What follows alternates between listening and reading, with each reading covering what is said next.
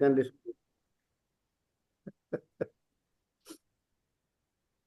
Sir, these are golden words. We should have them. No, I am really concerned for the health of the doctors of this country. Believe me, I have given talks. I gave talk on IMA. They wanted to give me some subject in cardio. I said, no, I don't want a cardio subject. I will talk on the health of the doctors. A DMA, Delhi Medical Association.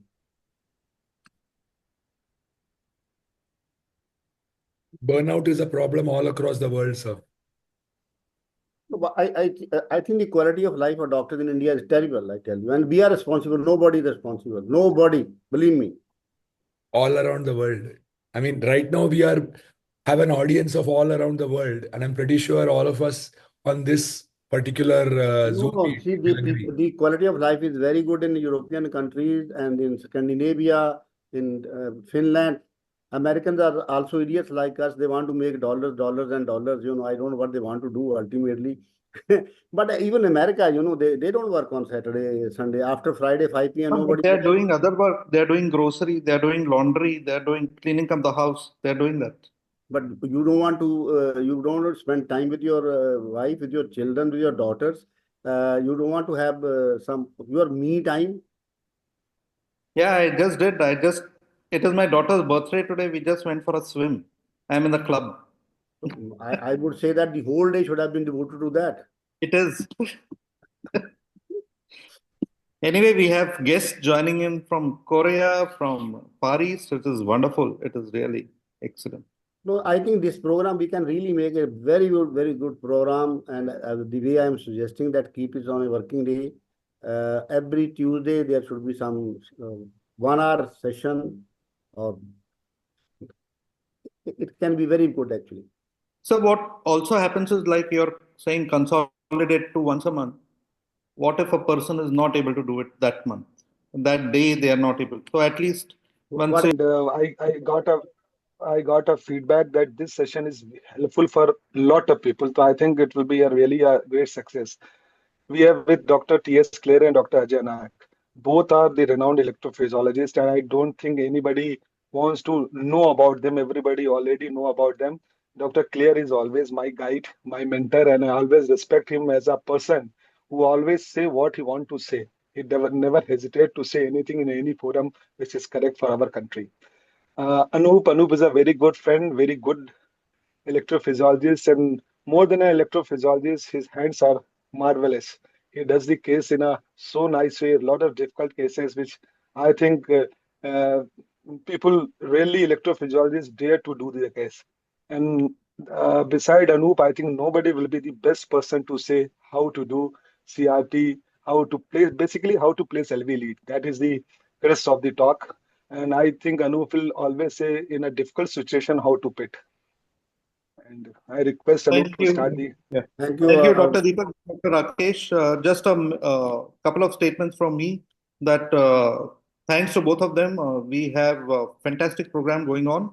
And not only IHRS, but we have collaboration with HRS and APHRS and all the SARC countries in this. So all the early carrier EPs are going to benefit. And most important is all this is going to be recorded and will be on website. So these are resources which will be available for all the time in the future.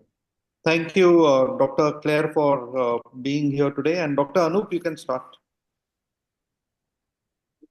I just want to thank Yadav for his kind words. It's a great, he's my ego booster. Thank you, Rakesh. Shall I start? Yes, please. Yeah, thank you very much. First of all, thanks IHRS for giving me the opportunity to talk about LV lead placement. And since the topic is LV lead placement, I'm going to speak only on LV lead, not on RV or RA lead. So coming to a routine CRT implantation. So what is my protocol? I normally put a temporary wire first. The reason being, I put a LV lead first rather than the RV and the RA lead. Sometimes I used to put an RV lead first, but if you hit or bump the right bundle, patient may get asystole. That is one of the reason, I put a temporary wire. Second thing, the temporary wire does guide me the coronary sinus anatomy and the os. So, cannulation of the coronary sinus os becomes very easy. And this is how I do a levo phase coronary angiogram in all my patients, so that I do have a very good levo phase anatomy of the posterolateral vein where I really want to go. And nowadays, I don't even perform coronary venogram until unless I found there's some difficulty in the vein tortuosity or stenosis or something like that. So this is nothing new. Like, we do all extrathoracic punctures nowadays, and I prefer to do under venogram. So, I don't enter the thorax. And if the axillary vein is pretty big, so I try to puncture the axillary vein also. Cannulation of CS again is person to person. So, you can use diagnostic catheter like AL or AR, or sometime, Judkins catheter also. I prefer to use a EP catheter, and this is a non-deflectable decapolar, which is a very soft catheter, non-traumatic, and these catheters are meant to enter the CS only. And this is very simple to get into the coronary sinus. You can check your CS along with the lead, along with the guiding catheter of the CS, or you can take a puff, see what is the anatomy. And unless you are performing a balloon occlusion venogram, you won't be able to see your posterolateral vein. But that is what the beauty of, like, if you're seeing a levo phase and coronary angiogram, you exactly know where exactly it is, because your marker being the temporary pacemaker. Over the wire, PTCA wire, and again, the wire choice is again up to the operator. I normally prefer to take either a run-through wire or a BMW wire until unless there's a problem in the vein. I need some other thing. That is what I'm going to discuss in my talk. And again, the lead choice according to vein, whether you want to put a quadripolar lead or you want to put a bipolar lead, you want to put a passive fixation or an active fixation. Again, it all depends upon the anatomy of the vein. And that again depends upon the operator choice. And this is how you finish a patient. Like, you got a very good posterolateral vein and rest of the things are fine. So this is a routine CRT implantation. So now the troubleshooting and what are the implant steps and the hardware which you are going to use. And the first and foremost important thing, obviously, like, CS cannulation, and particularly for the fellows who are starting their career and performing CRTs, this is a very important step, like, how to implant a coronary, how to cannulate the coronary sinus. We all know there are three different kind of anatomical variation of coronary sinus. Type 1, which is the easiest thing, this is RAO projection. Type 2, what we call it the intermediate, and type 3. This gives you a lot of trouble because this is almost like a U shape, and entering the coronary sinus in this situation sometimes is very difficult. You may require a lot of catheters, a lot of tricks, a lot of support wire to enter in these kind of things.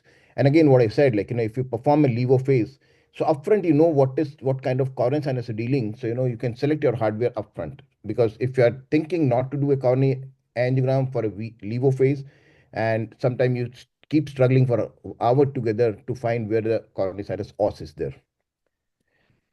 So this is type 1. So, if suppose you do a levo phase on a LAO40 view where we normally enter the coronary sinus. So this is like, straightforward type 1, and the catheter just walks in. Like, you just insert the catheter will walk in inside the coronary sinus, and then the things are easy for you. This is it's a video taken from the thing, so this is not good. So this is type 2. I'm not going to put this one.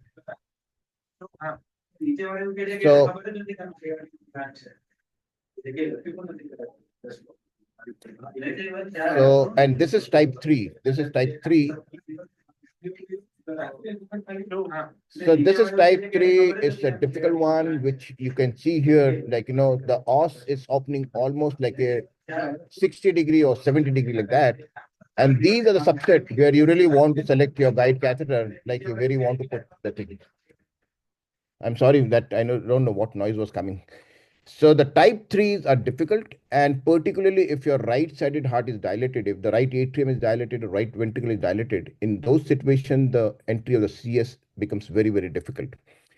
So we know, like, CRM, all things Medtronic, Abbott, Boston, Biotronic, they have come up with a lot of catheters and a lot of shape. Most of the time, like, people use multi-purpose catheters or MB2, but again, it depends upon, like, if it is a type 3, you can still go with an implants, you can go with an extended curves and all this thing. And many of times you can make your own curve also. You can make your own curve how to enter the CS. So But again, they have got 115, 135, 145, wide curve and extra wide. So, if suppose the right side heart is dilated, you can think about, if you're putting an Abbott, you can think about putting an extra wide catheter. So, it gives a lot of support to enter the CS and all this thing. Straight, I'm not sure whether anybody is doing straight or not. So, we don't see and use straight catheters nowadays. Again, the Biotronic, they have got a lot of curves. So, again, you can decide which curve you really want to do. The same thing with the Boston. So, again, like, whether you really want to go with the Emplars or you want to go with the multi-purpose, you want to go with the extended curves and all this thing, it all depends upon the CS anatomy, one thing. And second thing, how the right-sided heart is there. So, challenges in CS ostium. So, you can have four kind of challenges. One, you can see a fenestrated opening, but there's no distinct hole. So, in that situation, probably you keep on probing with the catheter, it doesn't go. Sometimes, you can get your wire in, but your catheter doesn't go. So, you need to finish a procedure, maybe keeping the guiding catheter right at the ostium and finish a procedure with extra support wire or maybe buddy wire technique and all this thing. Second subset is a very, very small ostium. And again, the catheter is too big to fit into the small ostium. So catheter doesn't go. Again, you start thinking. In these situations, what I normally do, I try to dilate the CS os. And you can, in these patients, most of the time, although you see in CS atresia, but you can have a small persistent left SVC. From there, you can go. Then you can get your wire inside the RA, snare it out, and then dilate the coronary sinus ostium. And then you can get your catheter in and finish the procedure. Conceal ostium, the type C, again, is very difficult, sometimes difficult to locate where exactly the ostium to get your catheter in. And many times, this is very, very big, very, very large ostium. So, you put inside anything. So the term is like, the things which goes easily inside, it comes out easily outside also. So then it gives you trouble. So these are the four subset of coronary sinus ostium where it gives you trouble. Then this is mainly for the fellows, like, once you get your catheter in, never try to inject hard with your catheters, because see, if you inject hard with the catheter, what you land up with a big dissection. And then once you get a dissection, it becomes very difficult to get into the posterolateral vein. But again, there are tricks, like, you can still in the dissection, you can manage and you can get your wire. You have to take a very soft wire, see again the previous run where exactly your posterolateral vein is going.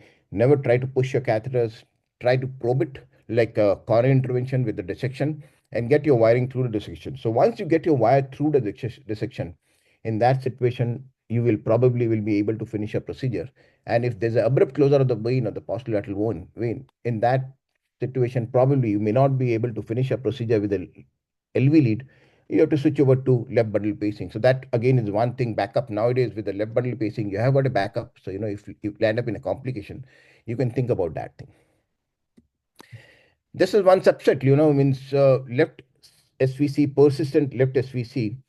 So there are two options, like, you can switch over to right side, you can implant from the right side. And when I was talking about the guiding catheters, so Abbott has got a right-sided guiding catheter also. If you're doing an Abbott, you can get a right-sided guiding catheter also. Again, advantage of levo phase is like, this is the patient with the aortic valve replacement. And again, against the crown, you can see the posterolateral vein beautiful in the levo phase, because persistent left SVC, the CS is so much so dilated. So, you won't be able to make out where exactly the posterolateral vein. So this is persistent left SVC with a venogram. So you can think about switching over to right side. And now if you see the right sided venogram, so there's no right SVC. So again, the right side is draining into the left SVC. And there's a post-surgical patient. So, sometimes the surgeon don't put the notes, like, they know right SVC because obviously they have cannulated the heart. It's a aortic valve replacement. So if they don't have any notes, on table, you start thinking like, there were no notes of absent right SVC. So, what to do next? So balloon occlusion venography in this is absolutely not possible because there's so much so dilated. Even you do a pump injection with the pigtail, you won't be able to see where the posterolateral vein is. So again, the levo phase has got a lot of role. You can see where exactly your vein is coming. So you can put your wire and you can finish a procedure. And again, you don't need a sheath in the left SVC. You can take any diagnostic catheter. Left SVC, my favorite catheter is Tiger catheter, which we normally perform radial angiography. So this has got two curves. So, to hooking, it's very simple. And again, if you see here, we knew that the vein is exactly opposite to the crown. So we know where to enter this and then finish the procedure of implant of the RA-RV people are doing with dual chamber ICDs, CRTDs, regular pacemaker. So nobody switch over to right side if there's a persistent epilepsy in routine pacemakers and ICDs. But yes, CRT sometimes, you can start, it could be challenging because if you don't see the posterolateral vein, where exactly you really want to put your lead. So second thing, once you enter the CS, now the most important thing is posterolateral and the basal veins. So the venography. So if you can have upfront levophase venography, or you go and do inside the thing.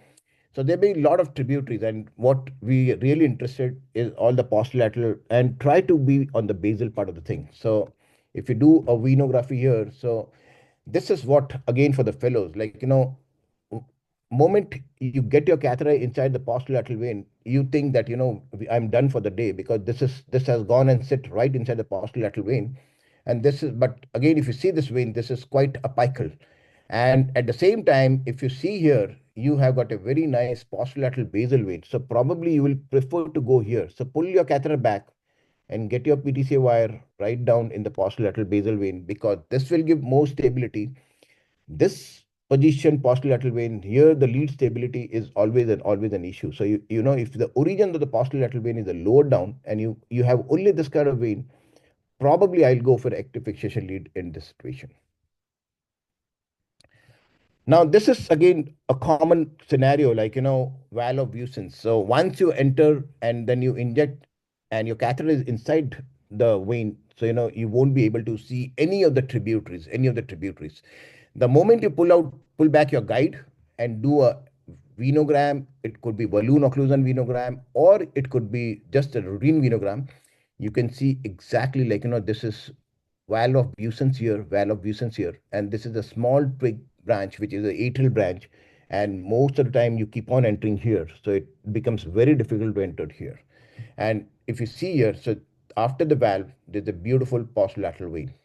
So how to manage these kind of things? So, this is the question I put, how to put LV lid in this situation. So, if you have a valve of Vucens, whether you want to dilate the valve with the balloon, you are going to take an inner subselective catheter, or you are going to take a thermo or an extra wire so that your valve is open and you can get your catheter inside, or you take a support wire and put your leads. So Deepak, can we get a poll here? Trying to get it on.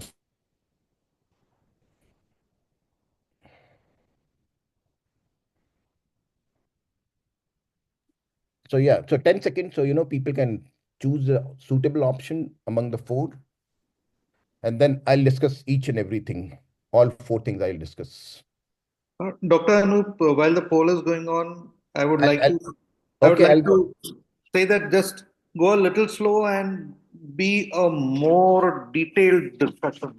Okay. How you overcome these problems. Okay. Yeah. Okay, I'm going to end the poll, Anup, sir. And these are the results. So 62% of them. Go ahead, discuss the results, sir. Okay. So majority are saying is a subselective inner catheter. So let's see, now I'm going to show you a case. So this is what, probably I also think, subselective catheter is maybe important. So got an extractive implants wire. Over that, Medtronic has got a inner dilator along with the inner subselective catheter. So dilator is a very, very soft catheter. It's a very, very non-traumatic. So, you can get your dilator in, but the question remains, whether you can get an inner catheter inside or not. So, the moment you hit the valve, it flips out. So you can get your wire, even you can get your thermo wire or extractive wire, or you can get your diagnostic catheter, you can put a multi-purpose catheter to exchange your thermo wire with an extractive wire. And then on that extractive wire, try to get your inner catheter. So the dilator goes, but the inner doesn't go. And this is in Medtronic, you have got an inner dilator. Most of the other CRM companies, they do have subselective catheter. There's no dilator in that. So this things doesn't work. So now the other thing is, you can do single buddy, double buddy, triple buddy. You can put an extractive wire or a thermo wire along with the catheter in the posterolateral vein, but this doesn't help. Again, the buddy wire or the support wire doesn't help because the lead doesn't track through the valve of Vucens. So again, it's a difficult thing.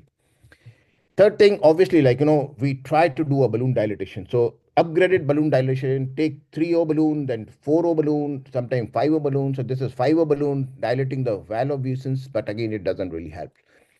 So the most appropriate thing and the answer, what I would say is the support catheter. So what you have to do, you get your catheter in, open the valve of use and keep it there. So, you are not flipping into the atrial vein, and along with the catheter, get your PTCA wire and you can get into the posterolateral vein.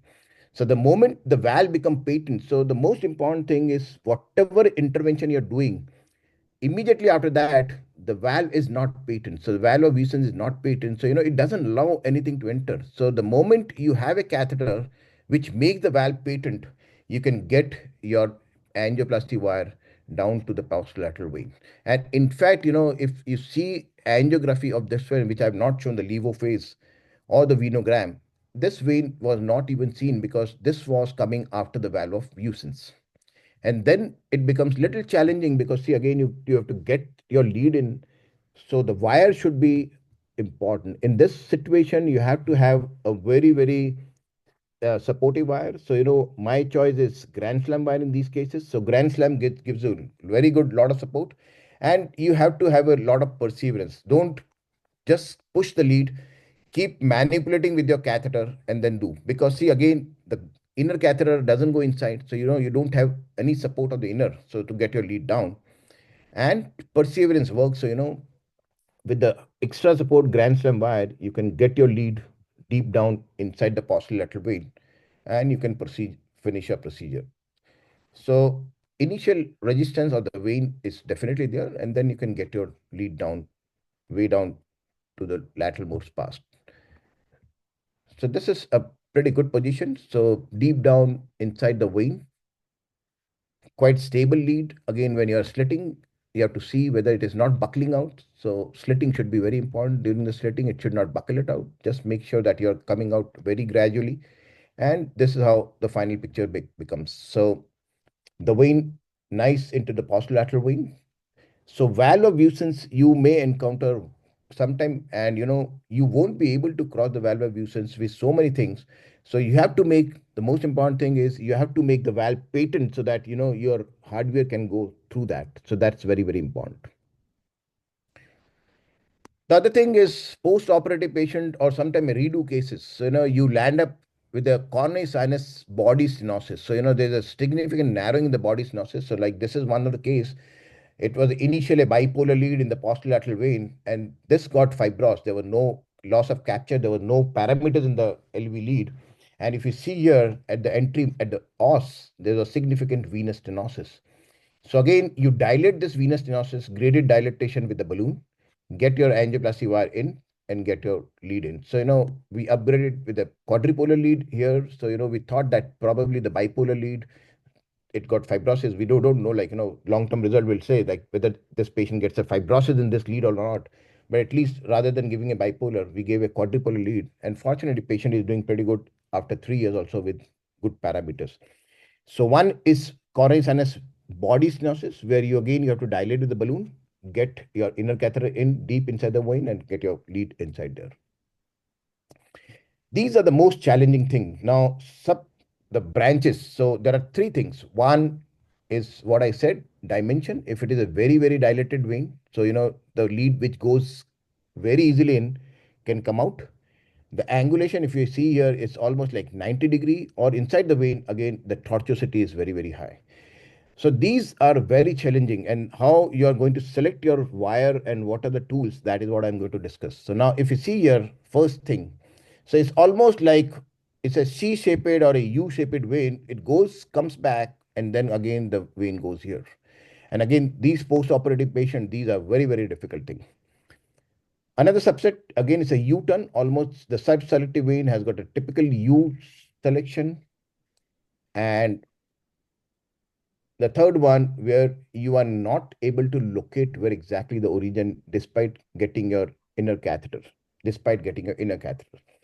So now tortuosity, you want a subselective catheter, and then the selection of the subselective catheters become very important. So what are all kind of subselective catheters are there? So this is again one subset. So CS is almost like type C CS origin. very difficult to enter the CS. And once you enter the CS, again, there's an acute angle in the vein also, and the vein sub branch also. So there's a one angle here, one angle here, or one angle here. So there are three angles. So these are challenging subset, like, where you are going to select which kind of subselective catheter you're going to take. So how to select PTCA wire in these conditions? So whether you want to take a flexible wire, you want to take an extra support wire, you want to take a flexible with support wire, or you want to do a buddy wire technique.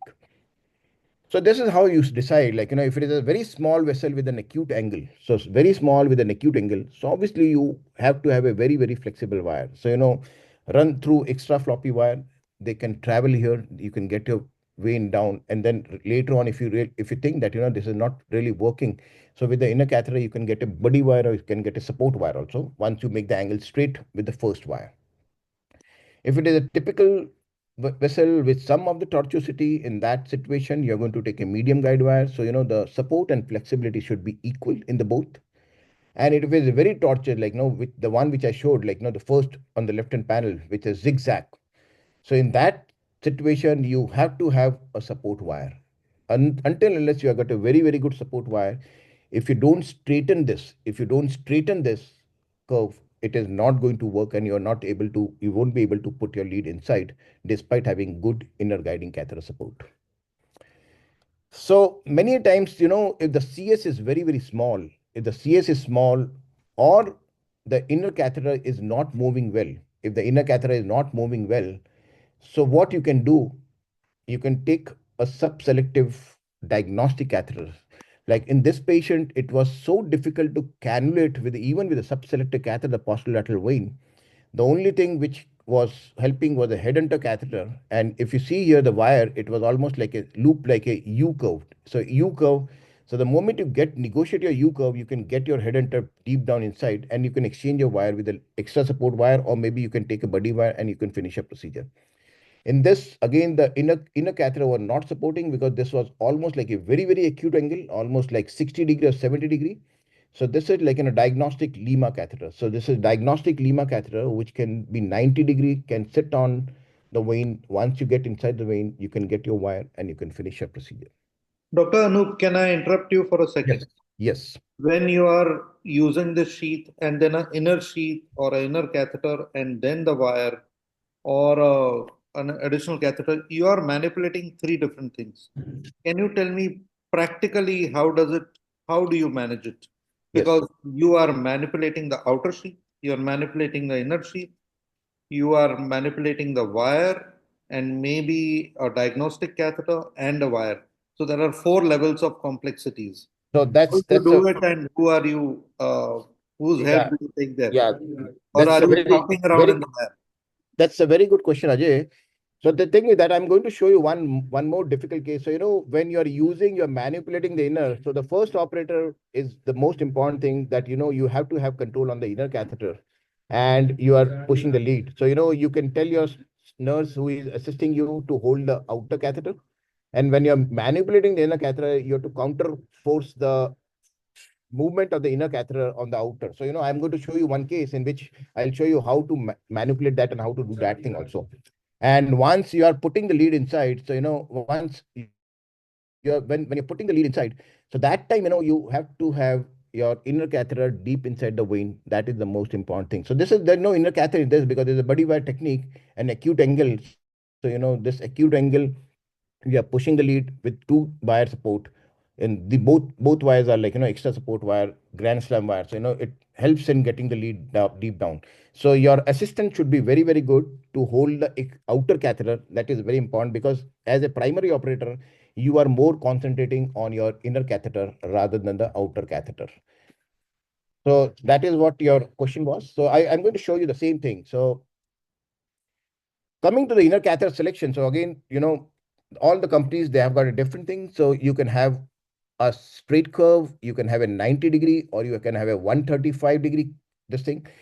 If you're using the Abbott device, so, if upfront, if you're thinking that, you want to use a inner catheter, you have to take a universal sheet. The regular sheet doesn't take the inner inside. So if suppose you're thinking of using an inner subselective catheter, you have to take the universal sheath. This is bigger, like it's a 9 French guiding catheter. So with Abbott, universal will take all the inner catheters. Then you have Medtronic, like, you have 90-degree short, 90-degree regular, 90-degree extended, and the same thing 130-degree regular and extended. So again, it depends upon the venous anatomy, where exactly you want to see and do. The extended one are 8 mm extension distal to the tip. So you can get your extended catheter deep inside the vein. And sometimes there's a venous stenosis and you want to do anchor balloon technique and all these things. So probably these extended, they really help you out in those kind of things.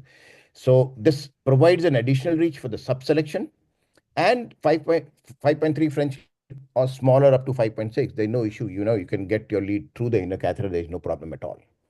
Are you worried about CS dissection when you're manipulating these Yes. 130-degree inner selection Yes. catheters? So yes, so Something like that is one thing. Dissection, perforation, both the things. So you have to be very, very careful, and it has to be very, very gentle. And make sure, like, your puff, when you're checking with your dye, like, whether you have selectively calibrated your vein, you have to see it has to be very gentle puff. You cannot give a forceful injection with your dye. So, again, what I do, like, with the dye, I normally push the dye with my left hand. I don't tell my assistant to push any dye at all. So again, 90-degree, 130-degree is again with the Biotronic, Selectra, and Boston again has got the same kind of thing. So, more or less is the same kind of thing. So how to select? So this is like a simple 90-degree inner catheter, which has been taken to cannulate the vein. And again, the curvature is not along the wire to go, but you manipulate the curvature of the wire and get your wire deepened. Once you get your wire deepened, it normally straightens. And once it straightens, so what Ajay's question was there. So, you try to slide your inner, or maybe you try to slide both inner as well as outer little deep, so you have got a good stability with the wire and the thing. So what I did, I with on the wire, advance the inner catheter, so it gives a good stability, and you can see this is very good inside the vein, and you can get your lead in very easily. This is extended. Now these are difficult veins. Like, this is post cabbage, post mitral valve repair, and you can see the calcium in the coronary sinus also. Coronary sinus is heavily calcific. And if you see the tortuosity of the vein, so tortuosity of the vein is almost like, it is curving here 90-degree and again curving 90-degree and then going down. So you have to take a very flexible wire in this situation, and which can give a little bit of support. And the inner catheter has to be extended, like, 130-degree extended. So, you can get your inner catheter deepen, and that is how you can put your lead. So, again, you have to be very, very choosy here. Like, this vein probably will not take a quadrupolar lead. It will take a quadrupolar lead, but probably one or maybe two pole will remain inside the CS body. So that doesn't make any sense. So, you change to bipolar lead. So, you change. So the first 90-degree curve is crossed, wait there, let it remain stable, because see, again, you're trying to push, everything will come out, and then try to get your second curve. So then you push your second curve. And once you have a lead inside and you want to change your wire with a Grand Slam wire, you can do that also. And then you put your lead inside. And this is what, Ajay, is your question like. Now the thing is, if you see a bend here at the CS, because it's type 3 CS and the inner catheter is taken. So when you're manipulating the inner catheter and you're not doing exactly counter force of the external, everything will flip out, it will come out. So we are manipulating the inner catheter at the same time. The same thing, if you're doing counterclock or clockwise, make a reverse, exactly reverse, or here, make exactly reverse in the outer catheter, so that you can get inside the vein. And it has to be very gentle, very gentle. Don't inject anything. Don't inject the moment you think, now I'm little okay, and see the injection. It's very gentle. Just give a small puff, maybe 1 ml, and then now you're inside the vein. So now you're inside the vein, and then you detox, and then get your the external guide, the main catheter little bit more deep. So this becomes very stable. So now your inner catheter is absolutely stable, the outer catheter is there. Now once you are doing procedure in this situation, tell your assistant to hold the outer sheath. So outer sheath should be stable with the assistant, and the inner sheath and the wiring and the ballooning, that is what you have to do. So again, in this situation, see, there are two things. This again, if you're going into this vein, again, you are going to land up in one more angle. So these are interconnected veins. So, you have to be very, very smart enough here. Don't try to go through this because the wire will tend to go here easily. So go here and try to finish your procedure over there. The other thing which we encounter, and now, means initially I used to think about like 10 years before that this is very, very rare. Now we are encountering quite a significant venous stenosis, and I don't know why we are encountering so much of venous stenosis. Mainly, little bit of elderly patient, male patient, and patient who has got surgery. So these are the option of venous stenosis. You can use semi-compliant balloon. That is the most important thing. If this doesn't work, you can take a non-compliant. Again, in vein, the non-compliant balloon is not going to work because it's not going to give away the waste. Anchor balloon technique, this is what I prefer to use if suppose the waste doesn't go. And this is now the latest thing. Like last 3 years, I'm doing cutting balloon technique, and I've finished almost 8 or 9 cases with a cutting balloon.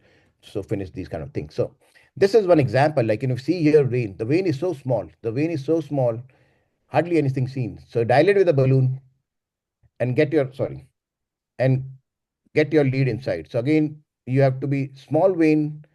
So get a bipolar lead rather than a quadripolar lead and finish your procedure. Again, if you see here, the narrowing, the stenosis is so hard. So if the stenosis gets away, so do balloon dilatation. Here also you see there's a severe stenosis of vein here, severe stenosis here, and you dilate with the balloon. So if suppose you get your waist, there's no waste, the balloon dilates, so you can finish your procedure. And the take home message, start with a smaller, like, it is not like an artery. Don't take 1:1. Try to take 0.5 millimeter lesser diameter of the vein of the balloon.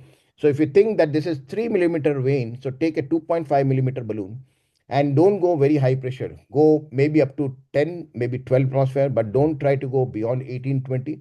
And if this doesn't work, then you can upsize maybe by 0.25, sometime by 0.5.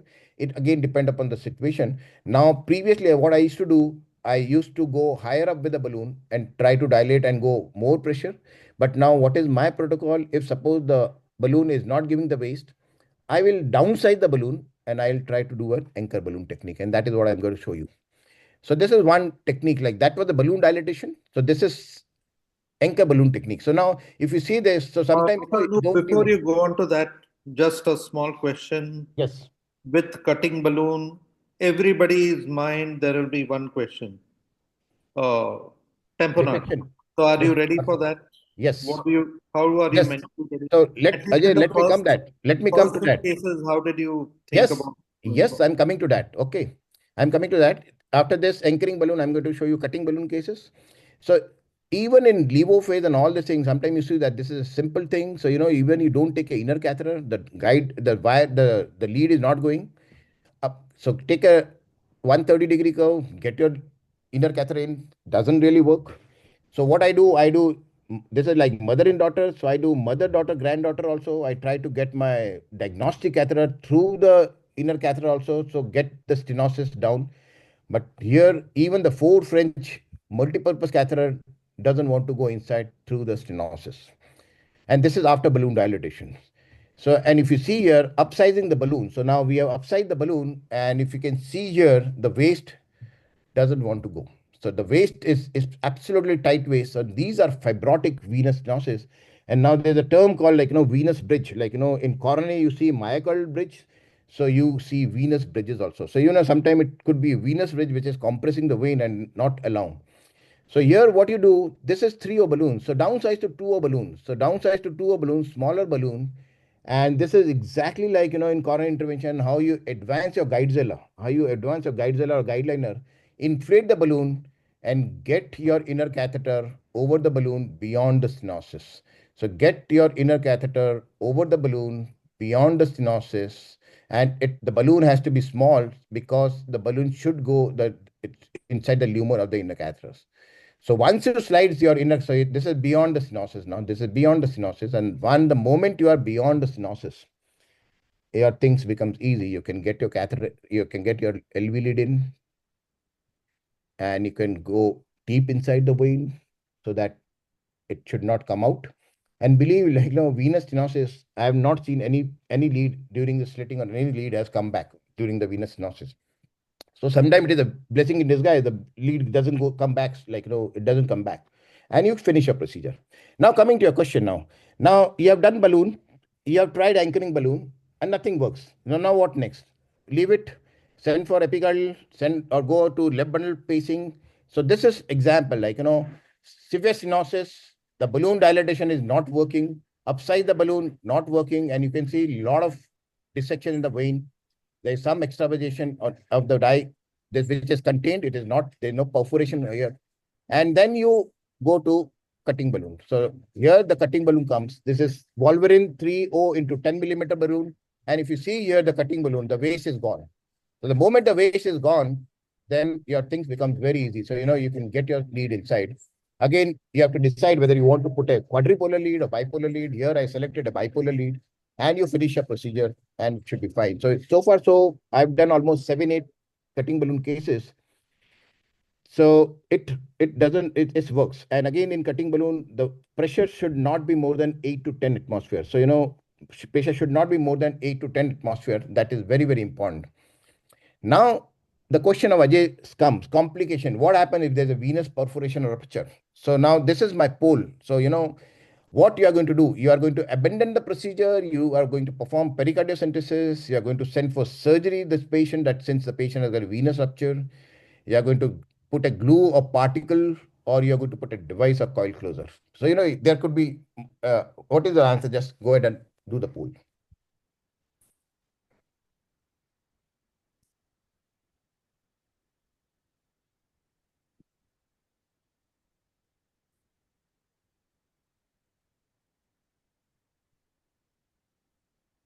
So, Deepak, you got responses? Yeah. We are getting response. I'm just waiting for 30 seconds. Okay. There we go. So that's a fair consent, like, what Ajay was saying. So majority is, they said, like, they will abandon the procedure. So majority, they said they abandon the procedure. The second highest is 20%. So I don't agree, like, I don't agree with neither with A, neither with B. I agree with 3 and 4. So, this is all manageable. Venous perforation are all manageable inside the cath lab. It all depends where exactly. If it is in the body, if it is in the body of the coronary sinus, put a plug, vascular plug, or a PDA device closer. And if it is in the posterolateral vein, you can do a coil closer, even in a PTCY, you can cut the PTCY. If the microcatheter, you don't do that thing. But my preference is glue or particle occlusion. So this is how we manage these kind of things. So, So, Anup, this was, can I? yes. So we had, we had 2-3 times this perforation. We didn't have to do all this jugglery of coiling and this and that. In 2 patients, we could complete the procedure. We put the pericardial pigtail. Didn't abandon the procedure. We did the lead, and the patient was okay. Not cutting balloon, I have never used, but I think you can use, but never oversize the cutting balloon. That is that It has to be half a size smaller than yeah, the vein. that will be a disaster. I have never faced any so far any venous obstruction which is not dilatable with the non-compliant balloon. So I think your cases are very rare cases, such a fibrosis in the vein. Maybe they are post-operative. There may be some degree of fibrosis from the outside. But at least in my experience, I didn't have to really think about using a cutting balloon. But sometimes, sir, if you are stuck with if the balloon dilatation and anchor balloon doesn't work, so try and use cutting balloon. It will work. Like, again, this patient, like, it was so severely fibrotic disease here. So even, means if you see here, the lesion is so tight. The lesion is so tight.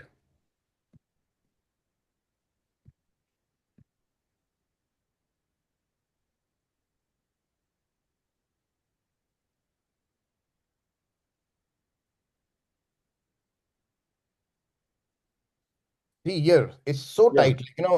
Even the semi-compliant balloon doesn't really work in this condition. So this is one case where I made a mistake. Like, I tried to oversize with the balloon. Like, the waste was not going. If you see here, the waste was not going at all. So I tried to go with a higher size balloon, and I took a 3.5 balloon, which I believe is What pressure did you go on the balloon, non-compliant balloon? Oh, I went up to almost like 18-20 atmosphere. Because see, the waste is not going. You have to, at one point, you have to keep on increasing of pressure. So this Yeah. is like, this is not cutting balloon. This is semi-compliant balloon. Semi-compliant balloon. And see what happened. You land up in a perf. So you land up in a perf. So it is going inside the pericardium. No, but don't use semi-compliant. You use always a non-compliant A balloon. non-compliant vein, it is not going to work, because see, non-compliant balloon, if you are using in a vein, it is not going to work, because that will not give away the waste. See, because that is not, it is non-compliant as the name suggests. So it will never give a high pressure to get your waste out. So non-compliant balloon in vein doesn't work. So artery it is fine. Artery it is fine. But this has always worked with me. Yes. So the thing is that, now this is what the thing is, like, you place the lead, get your microcatheter in, and inject the glue. Lipidol selection with the glue, you are going to occlude the vein. Always a concern, like, if you occlude the vein, what is going to happen with the poles, whether the patient is going to get pacing or not. And this was in 2020. So in 2025, and you won't believe his LV threshold is 0.75 till now. So this patient is doing wonderful. And this is only one complication of perforation with balloon dilatation. So we finished the procedure at the same time. No pericardiocentesis, no surgery, nothing, no abandon, and you finish the procedure.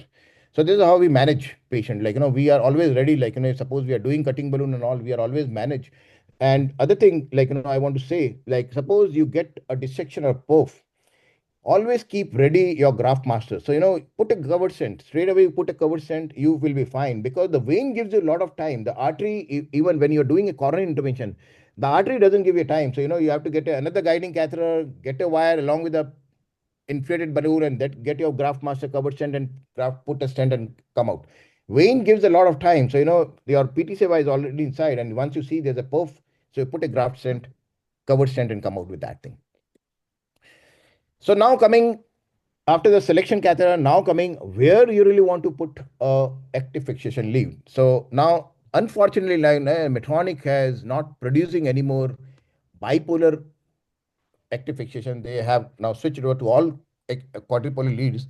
So it's a side helix, and it's compatible with all delivery system, even with the inner catheter, it does goes. And handling and design is reliable with 4196 lead platform. Quadripolar leads, what they have done, so, it's a mechanical stop and it is a backfill pressure. So this is important, is like, this distance, like, this is like 0.25. So short bipolar pacing to avoid phrenic nerve, steroids in all the electrode to improve thresholds. It enables multiple pacing, and these are MRI compatible. Like bipolar active fixation, that was not MRI compatible. That was, now it is compatible. And the features, it's over rotation and preventing pinching of vein tissue. So the most important thing is, this is the study, like, safety always, like, if you are putting a screw lead or anything inside the vein, you're always worried about the artery, what is going to happen to the artery, because the artery is running exactly adjacent to the vein. So the distance between the artery and the vein is almost 1 millimeter. And this helix is 0.25 millimeters. So distance was taken into account when designing the side helix. And it was 0.25 millimeter away from the lead body, so that it creates 4 times safety margin. And believe me, like, if I'm putting a Medtronic CRT, I always, not 99, 100% of my cases will be active fixation, because I have not seen any dislodgement. If any of the forum, any of the people who have seen dislodgement with the screwing lead, they can comment and they can say this thing. But I've never seen that thing. So now this is my next question. When will you prefer to put an active fixation lead? In a large vein, very, very tortuous vein, in a scarred ventricle, lateral wall, or all of the above? This is a simple question. So you can, Deepak, you can start polling.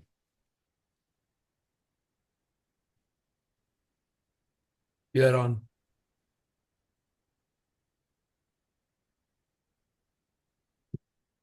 Anup, sir, in the meanwhile that this poll is going on, somebody has asked a couple of questions. How long do you keep the balloon open? Vein dilatation? Yeah. Minimum 30 seconds, and you can stretch to 60 seconds, but it has to be minimum 30 seconds. It's not like coronary artery intervention, like, you balloon, the moment you think that the waste is gone, after 10 seconds, 15 seconds, and deflate the balloon, come out, you have to give minimum 30 seconds. And maximum, if the waste is not going, go up to 60 seconds. Okay, I'll just end the poll for now. You can discuss the result.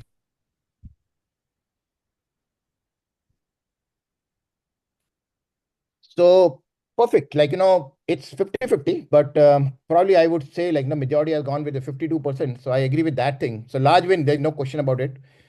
People will say tortuous vein, how you're going to get your active fixation lead and scarred ventricle lateral wall. So I'm going to show you the examples of this thing. So, it's all about. So this is one patient, post cabbage, and this is a scarred. So, the moment you go deep inside, there's no parameters, there's no R wave, there's no pacing, there's no sensing at all. So if it is a scarred lateral wall, which you have in your cardiac MR or in a very good echo, so what you can do with the active fixation lead, you can pull it back because you can fix the screw anywhere. So, you pull the lead back where you're going to get a very good parameters with your distal and the proximal pole, fix it there. So this is one example of a scarred ventricle where you are going to put a active fixation lead. This is huge vein. Huge vein. So obviously huge vein, you have to have a active fixation lead because the lead is going to come out. So again, large vein, agree with that thing. Now comes, which people will not agree with me, but believe me, and now I'm with the tortuous vein, I always put active fixation lead. Why? So now this is the one which was I showing you now, the difficult case. One angle, difficult type C coronary sinus, acute angle.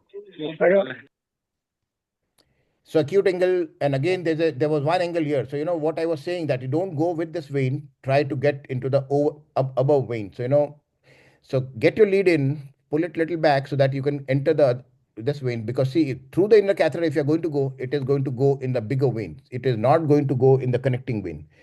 So to get into the connecting vein, get deep inside the connecting your lead, pull the lead a little bit back, and the moment your lead is back, slide your PTC wire inside the vein. So, you are through the connecting vein, which is a little bit straighter, and you can come out and do the things. So, and then the things becomes easy. This is a Grand Slam wire, again, the support wire. So you can see the angle here also. The inner is sitting deep inside. This is 130 extended 130, and do an active fixation over here. So once you do an active fixation over here, your lead is sitting deep inside, your inner catheter is sitting deep inside, and outer is pretty well managed. So, in this, what was Ajay's question? So here in this situation, in this case, the outer guide is manipulated by my assistant. The inner guide, since it is inside, the wire and the lead I'm manipulating. And whenever I was manipulating the inner catheter, at that time when I was doing a counterclock or clocks, I was doing exactly the opposite movement for the external guide catheter so that you can get inside. Now the question remains why you want to this thing. So now I will show you an example. Now if you see here, it's a very tortuous vein. Again, it's almost like a C-shaped or a U-shaped curve here. And it's a difficult implant, but you get your lead inside. This is a passive quadripolar lead. And once the inner is already slit out, the inner is already out, and the outer is also out. So now after the slitting, see the lead. Lead is absolutely fine. So, it has not moved. So if you pay attention here, the lead has not moved at all. And your PTC wire is still inside. So your PTC wire is still inside. Now see what happens. The moment you pull out your PTC wire, it gets flipped. So, the tortuous vein, the lead is always going to come back. It is always going to come back. So tortuous vein, the lead is always going to come back.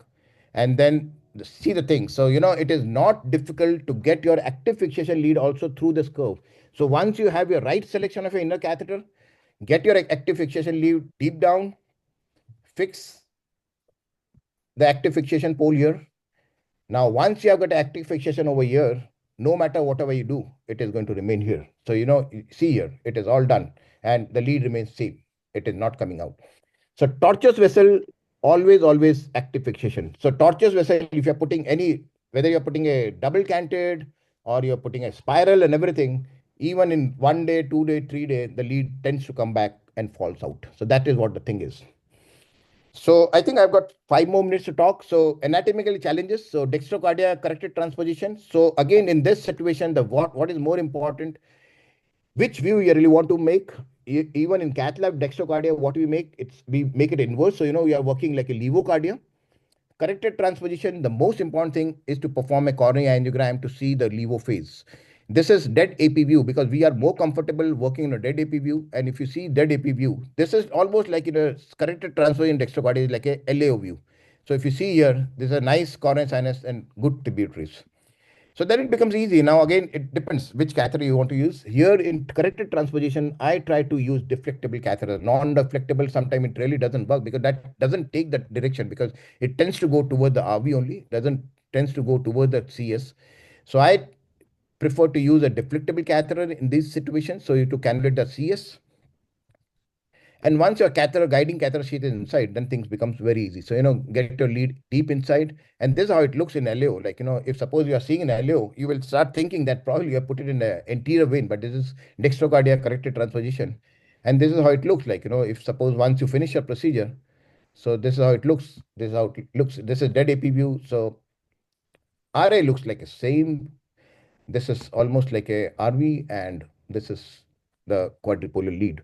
So corrected transposition, again, you have to have a very good mind CS anatomy with your levo phase when you are doing, and you decide which angle you really want to do, and then make your cath lab according to that adjustment. Last, not the least, because see, sometimes I've seen the newer implanter, like, they are very worried about the sheath removal. People still prefer to use a peelable sheath, which again with the Abbott. But, believe me and trust me, like, the peelable sheath, the dislodgement of the leads are more higher than the slittable. Now the slitters are so good, even the sheets are so good. Like, you can slit in within 3 seconds or maybe 4 seconds, not more than that. So again, the slitters, the Abbott slitter, it snugly fits. You have to fix your lead. And the most important thing when you're using, whether it's a Boston or it's a Medtronic, your right hand thumb, the holding here, that is the most important thing. It should not move at all. It should not move. Only movement is from your left hand because you have to pull your sheath back out. This should not move.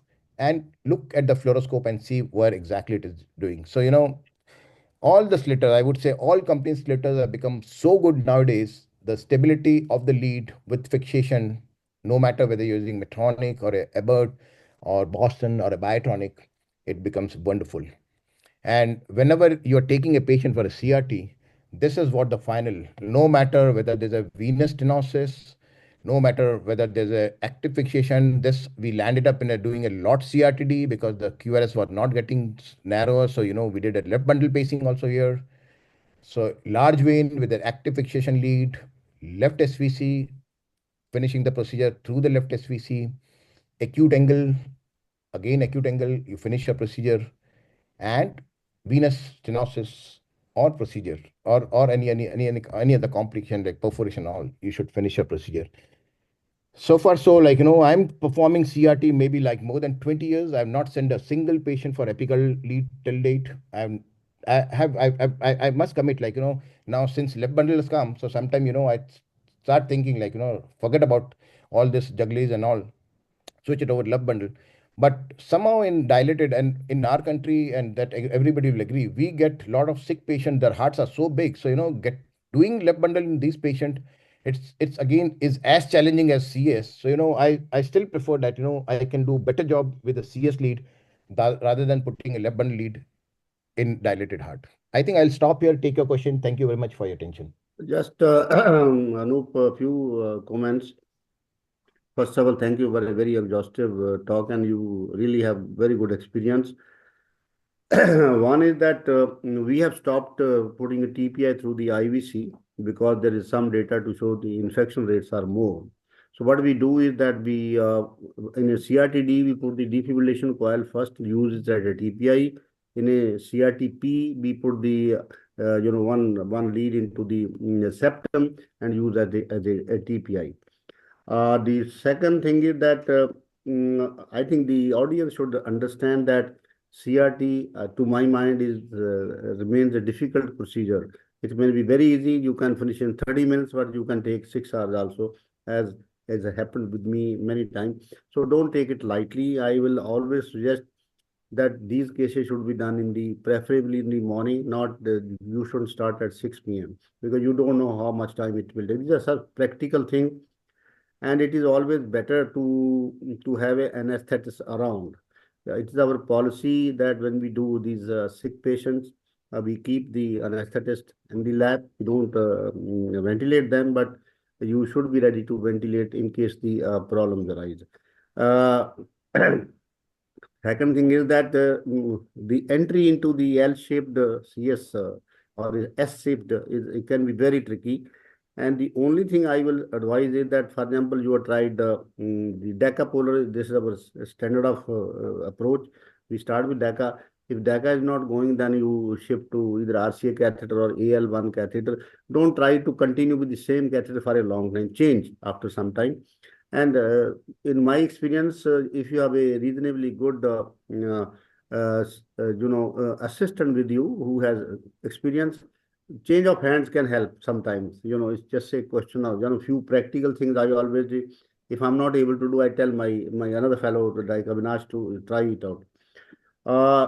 As far as the use of the active fixation leads is concerned, our indication is mostly when the vein is short, we cannot go distally because the chance of displacement are high. So there we use the active fixation, because we don't use it routinely, because I don't know what will be the I don't know what is the status of extraction of these leads after a couple of years. That is a concern in my mind always. There's another problem. For example, you have gone with the BMW wire or a software or a company wire which is given with the set, and your lead is not going. So then our first preference that we go on the same wire micro catheter, and through the micro catheter we change into the all-star stiff wire. And believe me, many times this solves your problem. Now, if you have to use a obturator, for example, then there is a challenge, because if the entry to the vein has been very difficult, there is no micro catheter designed that you can put the micro catheter and you can put the thermo wire or standard O3 O5.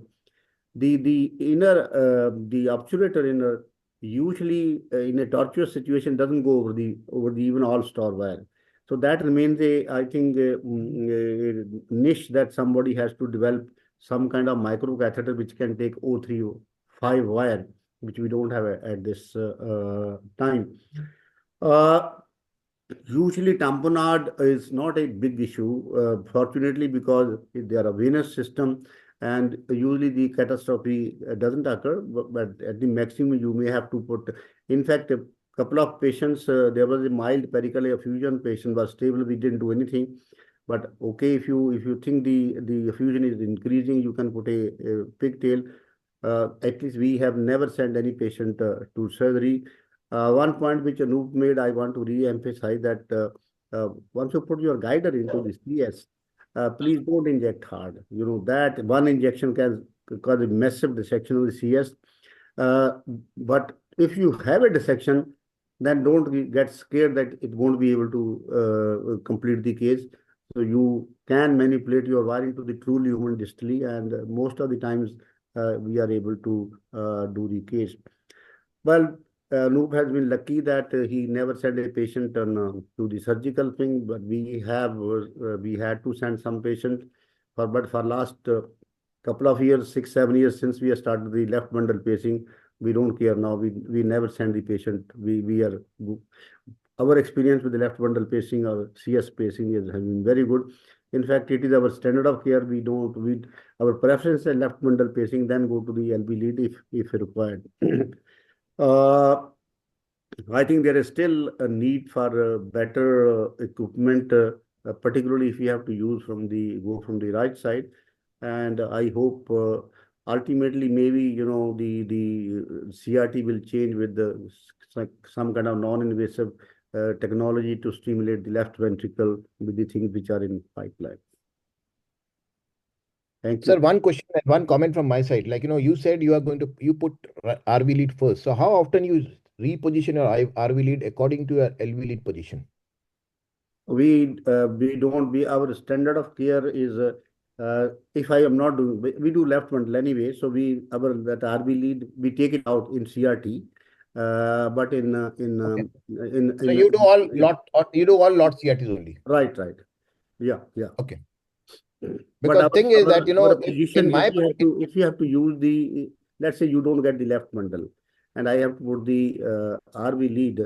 Usual is we put in the between the junction of the upper two-third and lower one-third of the septum. I really don't think it will matter because there are studies to show whether you do septal pacing or the RB free wall pacing, apical pacing, and CRT, there is no difference. Sir, what is my protocol? CRTD, what do you If do my then? LV lead is more apical, I try to get my RV lead very high up in the septum. Because see, if you are putting too apical lead, it's not going to work for the patient. I think if your lead is very apical, I will certainly agree with your idea that put in a screw-in lead proximally. Yes. Sorry, Ajay, you were saying something. Okay, a practical question, Anu. Thank you, Dr. Claire. There were very important insights from a wealth of experience. Anu, practical question for these active fixation Medtronic leads. Sometimes I encounter trouble when the lead is just coming out of the sheath. The screw I can almost feel scraping against the sheath. And when I am entering the vein, ostium, or inside the vein, sometimes I have difficulty. So I often counterclock while introducing the lead. Have you encountered anything like that? What do you do? Yes, yes. So very valid question. So uh, all the points are very important. So getting your sometimes if it's an acute angle like the case which I showed you, you have to do a little bit of counterclock to get your lead in so that your screw is not going to damage the vein at all. Before slitting, the most important thing, you pull your lead back. You try to pull your lead back, and your inner catheter, inner guiding, or your outer guiding should go inside the vein. So it means absolutely your lead is properly screwed in. So you give a tug, and the moment you're giving a tug, your inner catheter is going inside. It means your lead is absolutely fixed. And then you slit, and you don't even do a fluoro. Also, you're fine. Your lead is not going to come back. And regarding the turns, it is like, I don't give more than four, sometimes at the most maximum 6 turns. So, I don't overturn it because see, if you give a overturn, then that case, you're in trouble. So maybe four or at maximum 6 turns. That's it. So for usual side veins, sized veins, generally you can see the screw getting unraveling, and you know that the active fixation mechanism is being engaged. But in larger veins, sometimes you're rotating and you don't really see the So, screw unraveling. What do you do at that time? so that You is the change most the position of the lead, give it more slack, make what do you do? So that is the most important thing. In the larger vein, you are not sure whether you have anchored active fiction has done or not. So, you have to pull the lead back and see your inner catheter is going inside or not. See, the lead slag and all is not really that important. The fixation is more important. So, the screw should be along with the venous wall. So it is not anchored to the wall of the vein. It is going to come back. Then there's no point of active fixation lead in that thing. So, you have to pull it back and see whether your lead is coming. Say, if it is easily coming back, it means you're not anchored the things. It's very simple. And the moment you're pulling the lead back and your inner guiding is going inside the vein, it means it is fixed. So you have to give a tug and you have to see. Noop, is there any information or data on the extraction of the active Yes, fixation? yes. So I forgot to tell you. So you were saying this thing. So there's a recent publication, and what they have found no difference between the passive and the active fixation lead in extraction. So it was easy to extract the active fixation also. So That's I'll send you the papers and the link also. that's a So good the news. previous active fixation lead, the Starfix, which you used to use long That time was difficult. That was that was difficult. difficult, but these are, of course, that was a different mechanism altogether. It was painful. So Uh, here, Dr. Clear, what the paper, what it said, like, the same similar kind of thing, like what you do in RA and RV lead extraction, you unscrew the lead. So, what they say, like, you counterclock the lead so that your screws around. So, you again do counterclock and then you pull it back along with the steelet, not PTC wire, along with the steelet, counterclock and then pull it back. Right. Final question, Anup, before we move on to the next talk.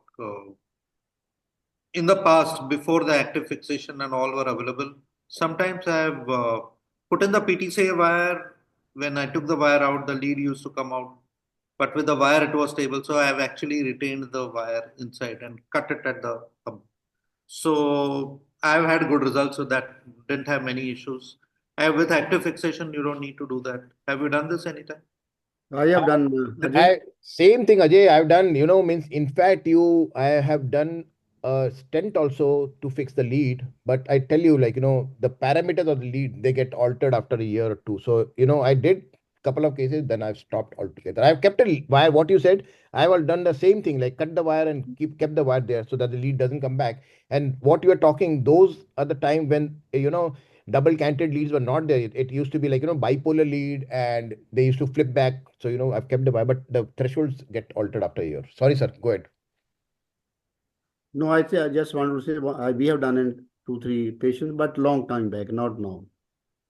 Oh, there are some questions in the chat box. So Deepak, Ajay, if you allow me, let's you want quickly go through me to that. answer, or I can answer all those Yeah, questions? please go ahead and answer. Yeah, so they can start the second talk.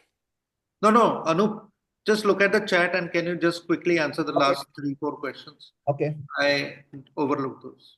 So Last the 3.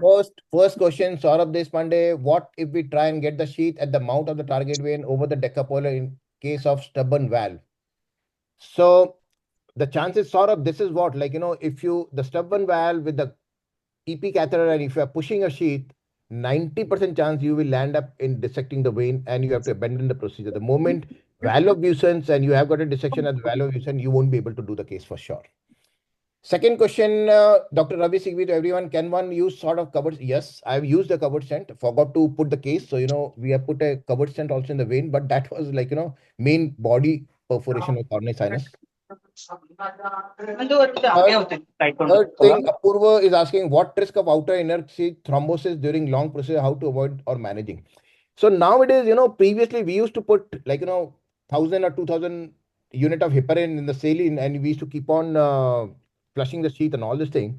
But now I don't use any heparin and all this thing, and very rare, we have seen outer inner sheath thrombosis, to be very honest, unless your procedure is prolonged like long times, 4-5 hours. But I don't think nowadays anybody has got patience to keep for 4 hours, 5 hours. Probably if 1 hour they are not able to finish the this thing LV lead, he will switch over to left bundle for sure. How much time do you keep the balloon open, sir? That I answered. 30-second minimum. You can give first 60-second. What else? Okay. Then how often do you intubate your patient? None. No patient on GA. All are a conscious sedation. Is there any case where you have to prepare a venous loop for support, CS target or other vein? Yes. What you can do, if suppose the vein, your lead is not going, now see, we do a lot of balloon dilatation, anchor balloon and cutting. So that is why we have stopped. Yes, 5-6 years back, what I used to do, I used to get my vein, get my wire from the vein back to CS, back to RA, snare it out. So I've got both the ends in my hand. And then from the other end, I used to put the lead inside. So that is also demonstrated. Even Amey Udavar has done that case, and he has shown in the conference also. Amit Malik, very meticulous demonstration of step and technique. Thanks. Okay, so that's a compliment. Thank you very much. So just one thing. Did you have any post MVR cases? Do the surgical sutures sort of mechanical obstruction in these cases? I've shown, even, if you have seen my presentation, at least 3 patients, they had an MVR, post MVR. So I don't think the surgical sutures cause any mechanical obstruction or not. I don't think so. When doing lot CRT, which to be done first, CSP or CS lead? Dr. Clear can answer better. But if I am doing, what is my protocol? I finish my CS lead, I finish my RV lead, I finish my RA lead for CRTD, and then I connect. I see my QLV. If it is more than 110, 120, if I can narrow, I don't put a lot. If I cannot, then I put a CS lead. But with the D, and I make sure that defibrillator lead is DF1, so that I can convert CRT into lot CRT. Dr. Anuba, our protocol is that in a CRT we hook the CS, we put the sheet, but then after that we don't put the LV lead first. Then we go to the we do the left bundle pacing first, and then put the LV lead. When taking out, then we taking out is we remove the sheet of the left bundle first. Then finally take the sheet out of the LV lead. Now, one comment I want to make, that you said that you have been very lucky that no patient has needed anesthesia. And in our case, we had to intubate the patient sometime during the procedure because the patient went into left ventricular failure. That's not, in my opinion, actually, if a patient is not cooperative, number one, the procedure is taking a long time and patient is moving, or you have a suspicion that patient is going into LVF, I would say that don't wait at all. Please intubate the patient. Sir, because That will save the patient as well as it will help you to do the procedure with a peace of mind. Sir, agree with you. But what I understood with Deepak is I thought elective intubation and do the procedure. Say if suppose during the procedure patient unstable, obviously you will intubate the patient. So I No, agree. elective procedure, elective intubation, we may have done in only 2-3 patients because they were a very sick patient and they were not even getting better with the prolonged medical care. But otherwise, we are very, very proactive to ventilate these patients. So Thank you. Sounds good. here, Deepak, can we move on to the next talk? There is just one question. I'm yeah. sorry. So but any bad voice. experience of using 014 wire through the LV lead for pacing? That is what was there. I had no experience with 014 wire, but means what I can advise you. Grand Slam wire works in each and every patient where you need a support. So Grand Slam wire is my choice of wire where it's a difficult case. So I have no experience with 014. Let's go ahead to the next talk. Yes. Thank you, Dr. Anup.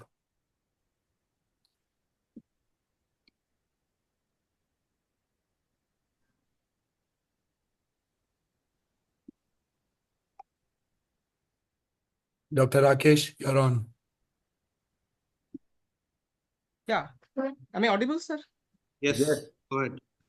So, good morning to all of my teachers, colleagues, and dear friends. I'm extremely privileged to have this session today to have been invited to talk on a particular case, which is on a septal accessory pathway, and moreover, talking of different types of AP, I'll try to limit my talk on this particular case so that I can have the inputs from all the experts who are actually doing this sort of complex cases or challenging stuffs for a long time. So this is a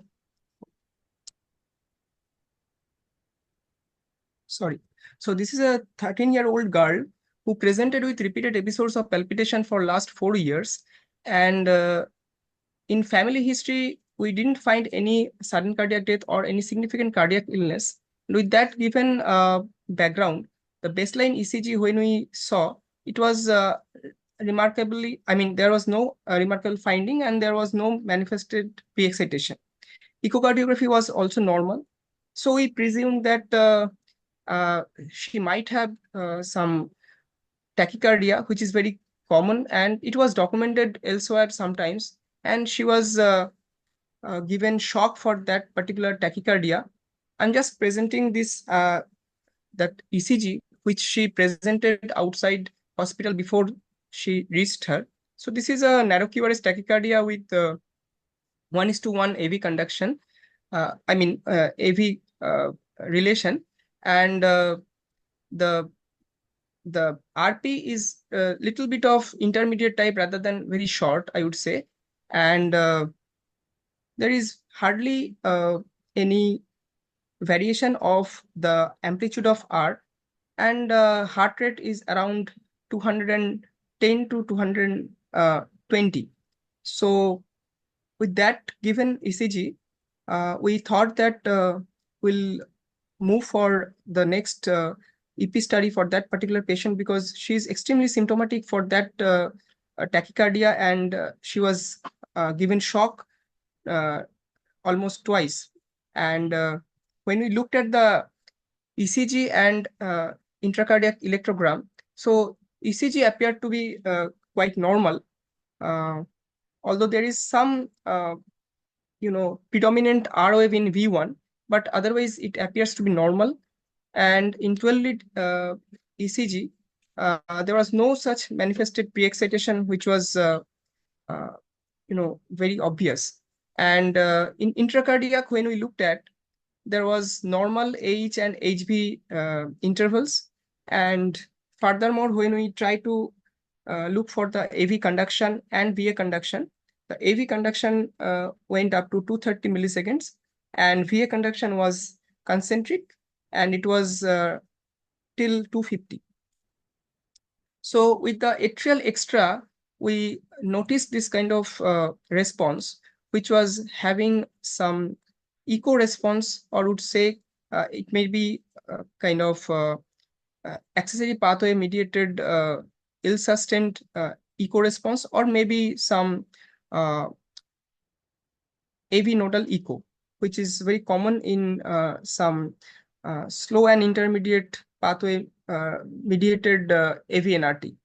So we just looked at the other maneuvers, and we went for the ventricular extra. And here ventricular extra systole, that means it was performed with 550 and 260, and it resulted in a very interesting finding, which is a kind of bundle branch re-entry followed by a run of tachycardia. And you can see that VA was around 100 millisecond, and that was 1:1. Yeah. Rakesh, sorry to interrupt. Do you want to use some kind of a cursor to show us what Yes, is it that you're sure. saying? Sure. And go slow. It's okay. Okay. So this is an interesting response that we actually obtain. So this is the drive, and this is the extra stimuli. And after the extra stimuli, there is a bit which came as LBB morphology. And we often see this kind of response in our lab, which is because of the bundle branch re-entry. And it resulted in induction of the tachycardia with a VA of 100 milliseconds. So it is a little more than the usual thing that we expect in AVNRT or typical slow fast pathway. So with that, I'm sorry that that his is not very obvious, because there is some displacement of the his catheter at that point of time. And when we move forward and went for the entrainment, we just we are just 20 milliseconds shorter than the tachycardia cycle length. And I mean, the tachycardia cycle length was 280, and when we paced the ventricle, it was not typically basal RV septal pacing. It was from the apical septal, because there was some issue with the consistent pacing from the RV catheter itself, which we used for RV stimulation. And it showed that it entrained with that given 260 millisecond of burst ventricular pacing, and PPI minus TCL was 90 millisecond. So it was quite short than what we expect in case of our AVNRT. So it was definitely a pathway mediated tachycardia. That means orthodromic reentrant tachycardia. So we tried to actually go for some other response or maneuvers. So we just delivered his refractory PVC, which was again delivered from the ablation catheter, which was used as the RV stimulation. And you can see that his is preceding the QRS everywhere. And the stimulation which was delivered here was 20 milliseconds earlier, and it pulled the immediate A of 15 milliseconds. So although the response was not very convincing, but yes, with that VOP and with that little bit of pulling of the immediate atrial stimulation, atrial activation, we are sure that we are dealing with a septal or kind of accessory pathway mediated orthodromic tachycardia. So we just Rakesh, let me stop you there for a second. Sure. On this tracing, you are showing us that you pre-excited the atrium by giving a His refractory PVC. So that means that when the His is being occupied, there is a different way to go from the ventricle to the atrium, correct? Right. And then you also manage to reset the tachycardia. And that is how you know that this pathway is participating in the mechanism of the tachycardia, correct? Right. So it is not actually bystander, it is also participating in the circuit, contributing in the circuit. Exactly. So it is not just a bystander, it is resetting the tachycardia and therefore participating. Just wanted to confirm that. That's all. Yeah.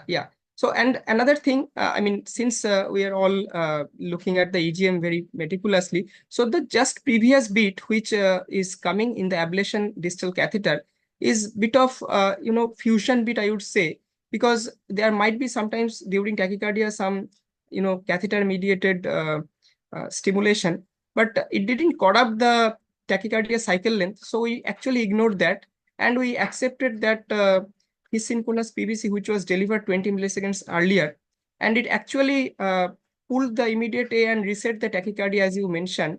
So we are actually convinced that we are dealing with a orthotromic reentrant tachycardia, where it is actually mediated by some probably right-sided pathway. It may be septal, it may be, some anterior pathway. Let's see. So we went at mapping the tachycardia, and during tachycardia, we went with the mapping catheter, means the same ablation catheter, to map that area of earliest A, because we didn't have any manifest pre-excitation.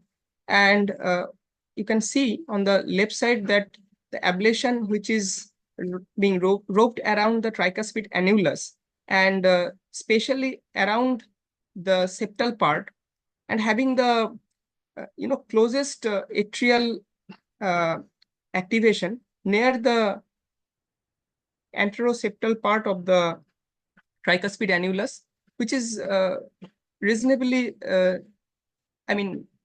nearby to the his catheter, which is placed, across the basal septum of the RV. So, although the his, I would say it is not completely near field, but far field his is coming, and you can see here that along with the his catheter, especially his proximal, that means his 3 and 4, the ablation 1 and 2 is also demonstrating a very early signal of A in the ablation distal catheter. And notably, there is some sharp signals in between V and A. We are not sure whether this component is part of V or part of A, but there is definitely a very sharp signal which is coming in the ablation distal. At the same time, some far field his is also coming here. So we just got little, stuck here, and we thought that what we are dealing with, what kind of pathway we're dealing with, just to ensure that and to be very safe before we go for delivering any energy. We just wanted to have some, other substrate or other target area. But anyway, the earliest A was coming bang on the vicinity of that his catheter, and it was kind of anteroseptal region that we often call, parahesian or anteroseptal itself. So I just would like to have some comment from the audience and all the experts. So is it a safe place to ablate, or we should go for some other?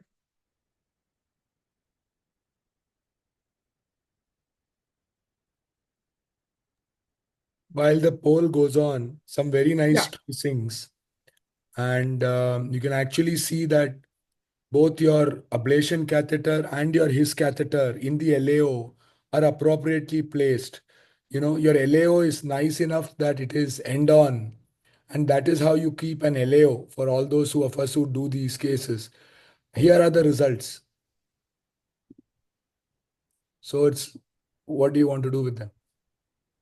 Claire, sir, what do you think?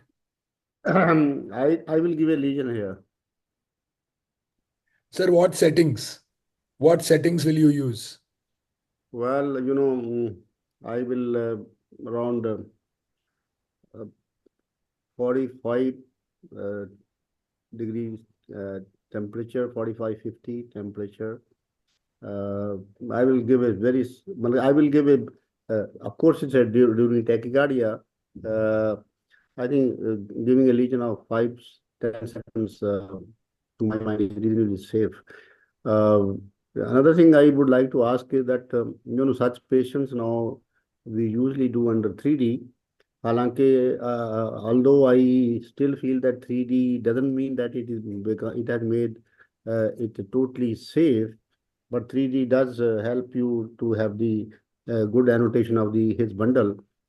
Plus, other thing which can make safe these ablations is if you have a cryo energy to use. But I think during giving the lesion during tachycardia for is reasonably safe for 10 seconds. So, you want to tell us what you did? And I have Yeah. only one more question to ask. In that location, would you be comfortable using a sheath? Yeah, sure. So basically beforehand, we go for delivery of the lesion in this particular area through IVC or the conventional route. So I would definitely prefer a sheath, maybe SR0 or SR1, depending on the like in this particular case, because the patient is a very young and heart size is small. So I would prefer SR0 in this particular situation. Okay. And what catheter were you using for mapping? Yeah, so we just preferred the regular our 3.5 millimeter tip non-irrigated tip catheters, and it was medium curve. And the power we actually didn't deliver here at all. But if I have to be, We listen to it. We listen to when you delivered. Go ahead. yeah. So 1 minute, I think, yeah. So just before going for the discussion, I just want to mention few of the slides that I borrowed from the net just to make the things a little easier. So whenever we deal with the anatomy of that axillary pathway, it is easier when we map during sinus rhythm and we get pre-excitation, but it is sometimes difficult, as you mentioned, that stability is definitely an issue. And with that given situation, there are some collateral damages that also we often come across. So in this particular cartoon that, I mean illustration, that we see that if we look at, there are 3 pathways that are actually difficult sometimes to ablate. One is anteroseptal, one is midseptal, and another is posteroseptal. And furthermore, the prevalence of these particular subsets are actually, if we see that in different study, it is coming with the prevalence of right anteroseptal of 2 to 4%, right midseptal, it comes in tune of 3 to 5%, and right posteroseptal is little bit of higher prevalent, like it comes 15 to 20%. Now, just a few words regarding the anatomical relation with that tricuspid valve and the location of the right-sided pathways that are actually sometimes difficult to ablate and perform the ablation. So we can see that actually the aorta is interspersed between tricuspid annulus and mitral annulus. And if we look at that, anteroseptal is actually an area which is little away from the AV node. But if we talk about the midseptal, it is damn on the septal part, and it is very nearby to the compact AV node and lying just posterior to the non-coronary cusp. And sometimes there is some relation which exists between that anteroseptal pathway, which can be accessed from RCC NCC junction, and that can be a vantage point to go for targeting this anteroseptal pathway. But if we talk about midseptal pathway, that we are actually worried most of the time because of the collateral damage. That is definitely an area which is very difficult to have deliver the lesion even from the non-coronary cusp. So I'll just mention these particular challenges that I came across. That high degree of risk of AV nodal injury would be definitely here, that we are worried. Second challenge that we faced, from the literature, that we always know that during manipulation of the catheter from the IVC side, sometimes it can bump. Means there may be some catheter-induced trauma to the pathway because it's a superficial structure, and you may not be able to ultimately get rid of the tachycardia or conduction across the pathway. But for the moment you are done, you may not be able to chase it further. The other thing which is very important, I felt, to be discussed, that is the obliquity of the pathway, whether it is left lateral or right-sided pathway, especially for this particular septal pathway. That obliquity of the pathway is definitely a consideration which Professor Jackman keeps on talking most of the time in his elegant talks, and that also sometimes mislead or deceive the operator or the electrophysiologist, because we always tend to chase that earliest A, which may be a kind of illusion to get rid of the conduction across the pathway. And last but not the least is the stability, especially whenever we are dealing with a pathway which is a concealed pathway, and that too also in the septal area. Stability is going to be an issue, because you can't actually keep on pacing the ventricle for a long time whenever you are delivering the lesion, in order to have the stability of the catheters. At the same time, if you just go on ablating during tachycardia, the tachycardia may actually get terminated after some heat energy goes to the particular pathway, but it may actually reappear multiple times, and stability is definitely an issue in that particular situation. So as we were talking about the obliquity, there is some data from circulation that came from Otomo et al. That actually highlights that. Am I audible? Yeah. Yes, go ahead. So if we go ahead with some study that comes from Otomo et al. In Circulation 2001, there is a very high prevalence of oblique pathways, even in case of anteroseptal and anterior paraseptal pathway, almost in the tune of 83%. And same for the left posteroseptal pathway, almost of 90%. Although if we actually consider that posteroseptal pathway, it is not coming in the true septal area, because it is actually away from the septal area, and that has already been shown in the previous slide, which was taken from Dr. Asirvadam's paper. So in that case, what makes more vulnerability, that is the anteroseptal and midseptal. And in that particular case, probably the pacing maneuver from RV inflow and right below from right pulmonary artery, pulmonary artery base. So that would be the ideal way to understand the activation pattern and the disposition of the pathway. That means whether the ventricular end is superior or the atrial end is superior. So in case of right midseptal pathway, it is seen that 70% of the atrial end comes as superior insertion, where the ventricular end comes as inferior insertion. So this information is also important, I failed to be mentioned in this particular case, because we may not be able to actually get a very good VA in the given situation where we are expecting the successful ablation.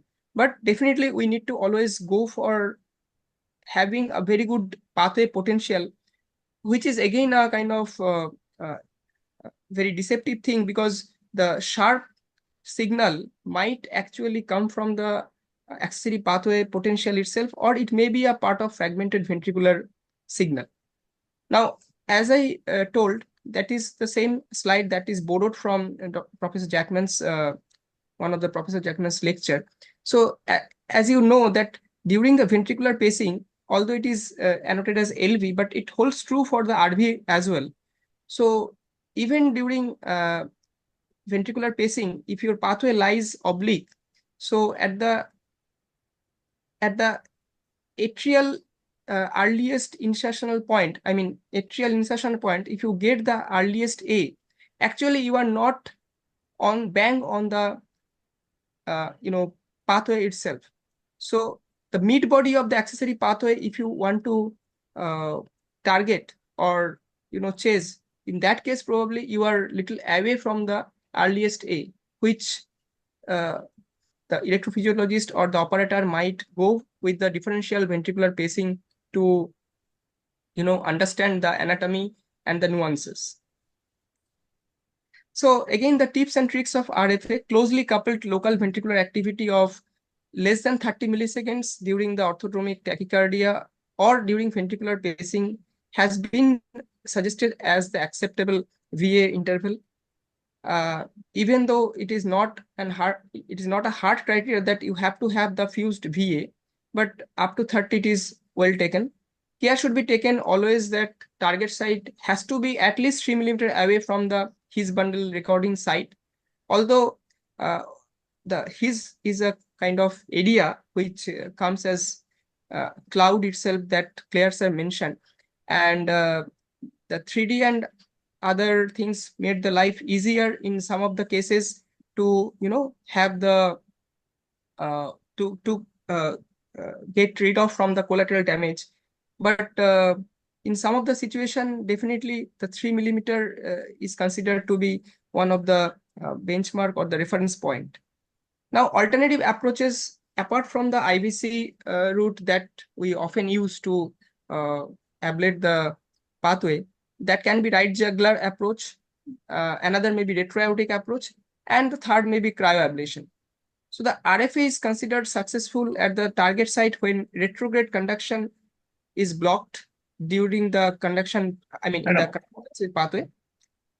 And in that case, after this discussion, I would like to have some input from the poll that what would be the preferred approach in this particular situation. The poll is on. Rakesh, did you do any maneuvers to elucidate what that particular sharp signal was? Yeah, so basically, I could not perform that particular maneuver, maybe because it went out of my mind at that point of time, but it appeared to me retrospectively that I should have done this thing before Okay. Yeah. Okay. So did you do parahesian pacing here? Yes, sir. We did parahesian pacing, and it was clearly surrogate of septal, accessory pathway. Yes. Right. Here you go, Rakesh. You have people answering your questions. Okay.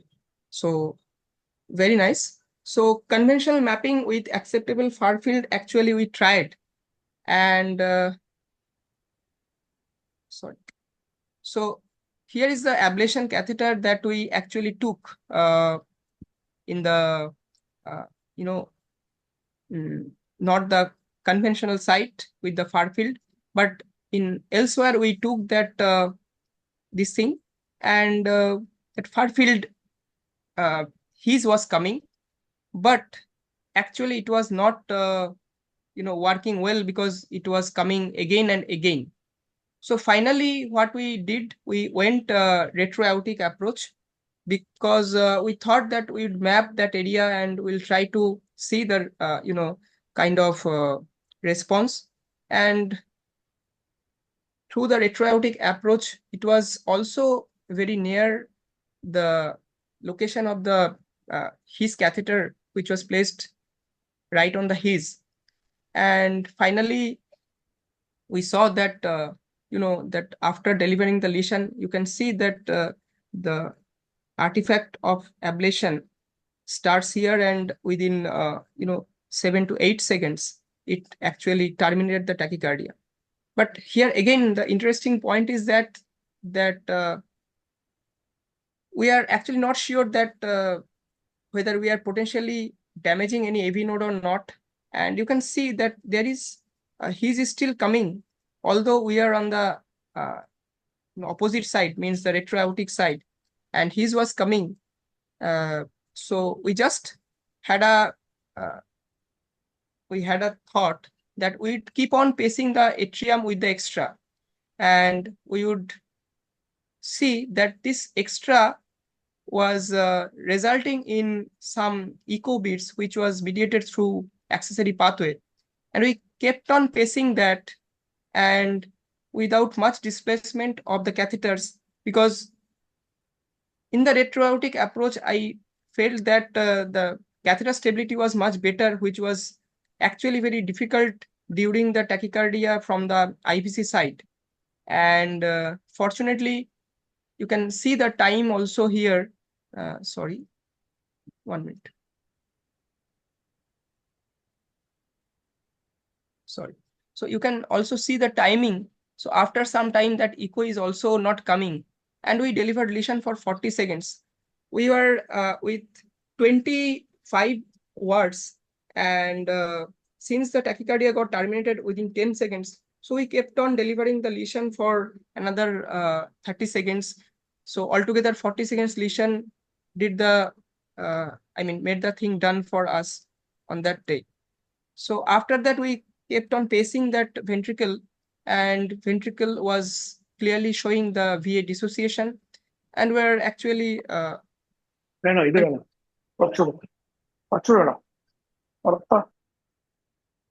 and finally couple of things that kept on our mind, that instead of retroaortic approach, we could have gone to the right jugular approach also, but I'm not actually very well acquainted with this technique in this particular situation, and we didn't expect that kind of tachycardia, which will be so complex. So I didn't take that approach right away at that point of time.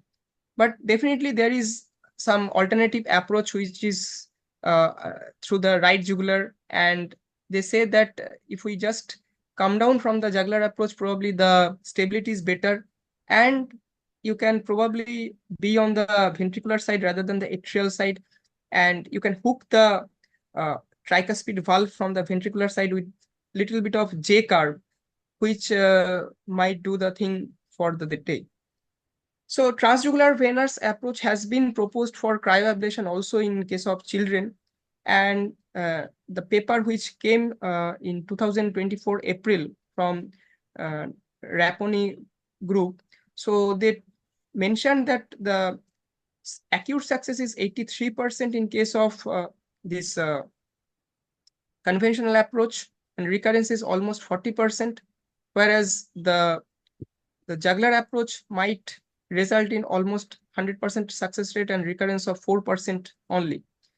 But definitely there are some tricks for going for cryoablation vis-a-vis radiofrequency ablation, because the different catheter stability will be there. So stable anchoring to the annulus of the tricuspid valve is always an deserving thing in case of cryo, which is actually a problem for radiofrequency. And the tip orientation of the catheter is very important, because parallel orientation of the tissue is required in case of cryoablation, whereas perpendicular orientation is extremely of paramount importance in case of radiofrequency, because probably you will be damaging less collateral tissue and the collateral damage will be less.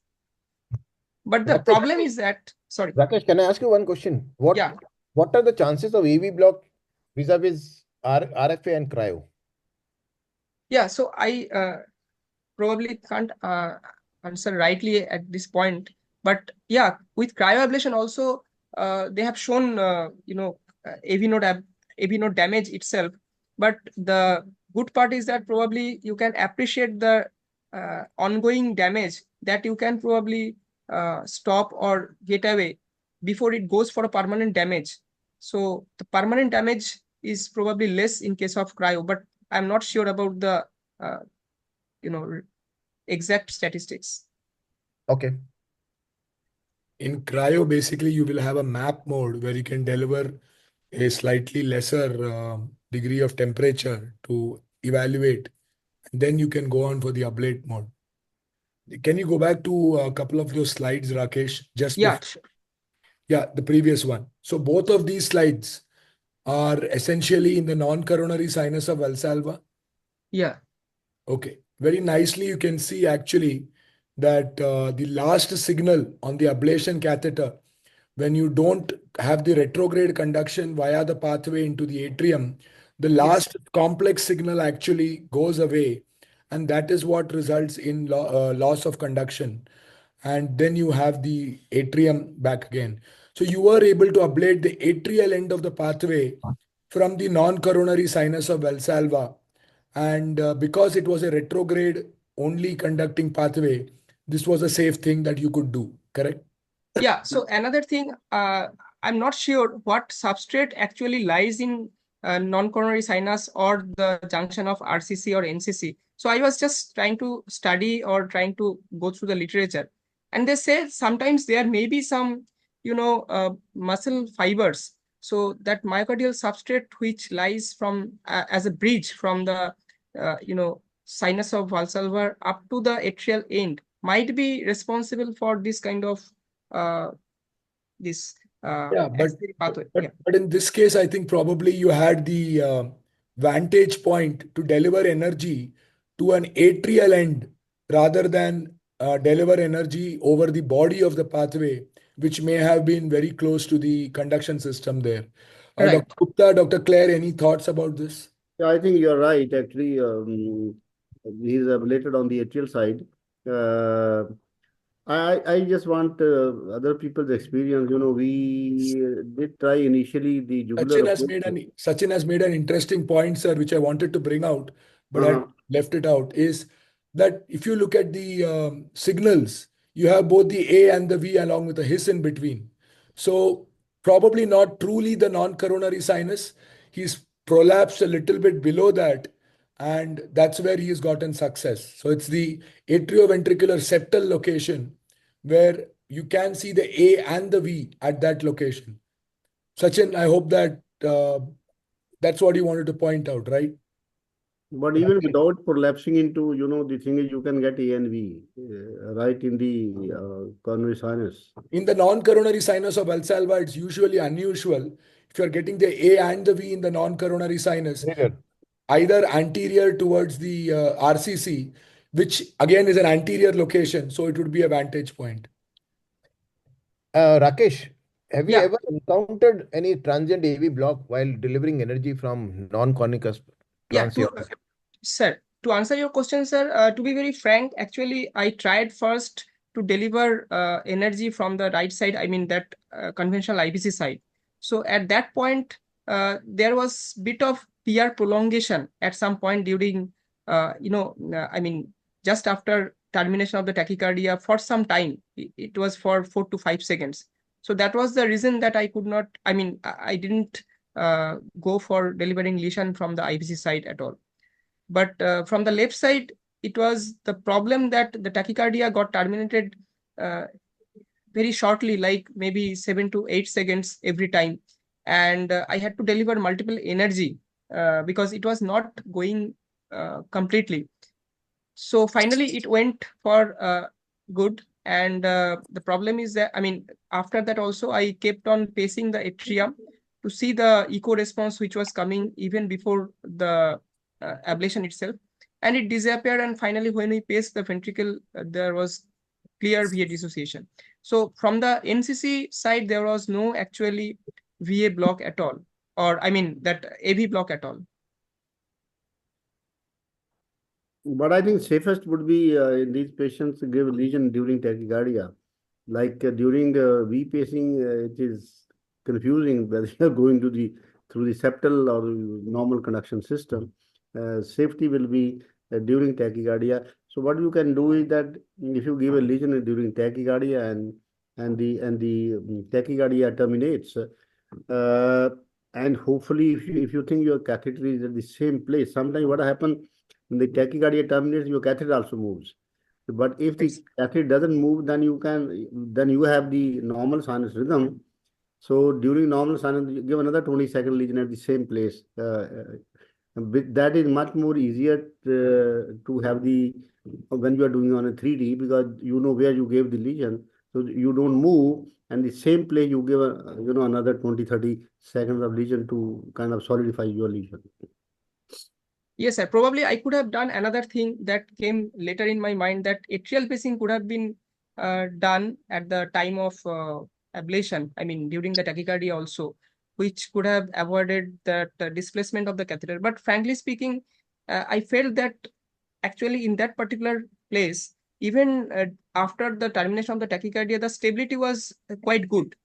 And it was not actually jumping in that way, which we often expect in case of left lateral ablation, or even without sheath in case of right-sided pathway. So that was the Sometimes it is better to ask the patient to hold breath during yes, the. sir. That is another good suggestion too. Because some of these guys, they take a deep breath and the whole thing goes haywire. Right, sir. So, but problem is that now the patient, after having the procedure after 5 months down the line, again she developed the same tachycardia, which she actually shared me with the ECG. And now we are in big soup that what next. So in that case, I would like to have your expert opinion. So what might be the next step for, because we are waiting for a reasonable amount of time, maybe 45 minutes, to see the response of VA conduction, and it was completely dissociated. But after 5 months, the same girl again developed that same tachycardia. And I think some well, of these patients, Rakesh, like interseptal pathways or even right free fall pathways, which have more notorious for recurrence, we check them the next day after 24 hours. Before discharge, we check them again. right, sir. Okay, sir. But I think now, if you have to do this case, the only thing I will suggest that you do under 3D. And I think it is always a good idea to get one more accomplished EP guy with you. You can ask some colleague or somebody. I always believe that in these things, you should have no ego. Two are better than one. Sure, sir. Sure, sir. Had you given adenosine at the end of the case? Yeah. Yeah, should have been I given. gave that. Actually, that was the when I'll show, yeah. So that was the situation when I actually applied adenosine. Although the AV block was not being demonstrated, but maybe sometimes it was not properly going or working during the AV conduction because of the fast conduction in young child. So, but there was clear VA dissociation, which was even after giving the adenosine. What did you do when the patient recurred? What was your plan of management? So, I mean, it's just 1 month back when she reverted me back, and I'm just thinking one idea would be, as Claire sir mentioned, that to take under 3D and definitely to keep it as a complex case in some of the workshop where we can have some good colleagues and eminent electrophysiologists around.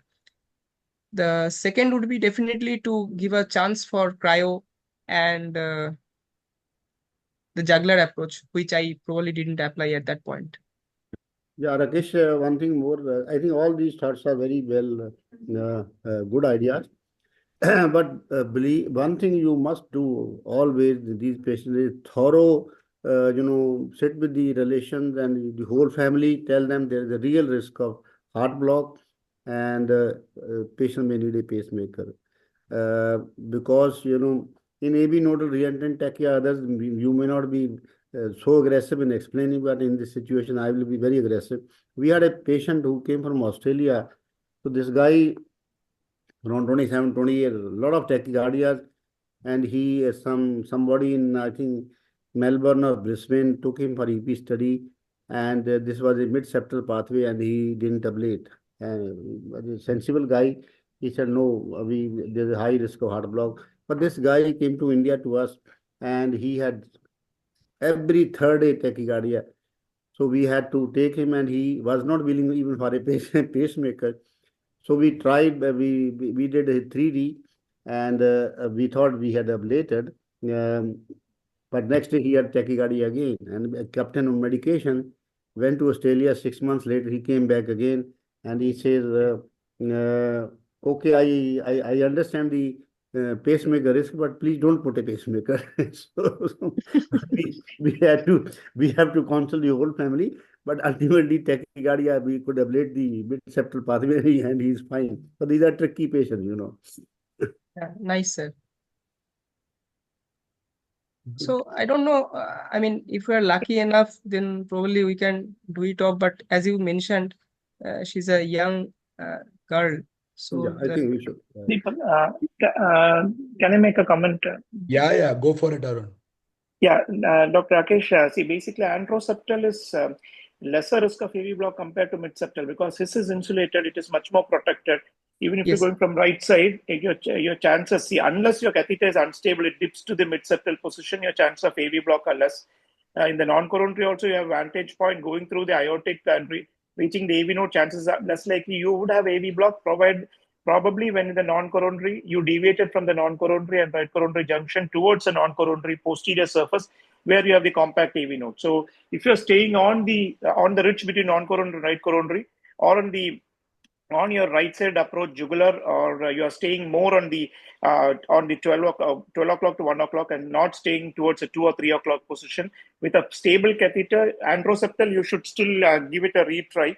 But if feasible, like in our setting, we have done it with cryo also. Whereas earlier was alluded to cryo mapping, there is some time where we do it at 30 degree freeze, where we'll actually know whether you're going to have an AV block or not. If you are successful on a cryo mapping, only then you go your temperatures to -80 and do it. So anteroseptal, I think you should reattempt if there is tachycardia requiring cardioversion and all. But for mid-septal, again, as Claire sir said, very detailed counseling is always required. But it appears to me it's anteroseptal, so I think retrial is warranted. The other thing that you could do, Rakesh, is Right. basically map the paraseptal region. Of course, she's a young girl. Using medicines remains your first choice. If medicines are not helping you, then map the paraseptal region, especially using a sheath so that you can reach the tricuspid annulus just off the septum. Sometimes what you think as is on the septum as early, if you take it slightly towards the 12 o'clock position, not exactly the 1 o'clock where you get the septum, the 12 o'clock position and higher than what you would anticipate the His bundle to be, those locations can sometimes be very useful.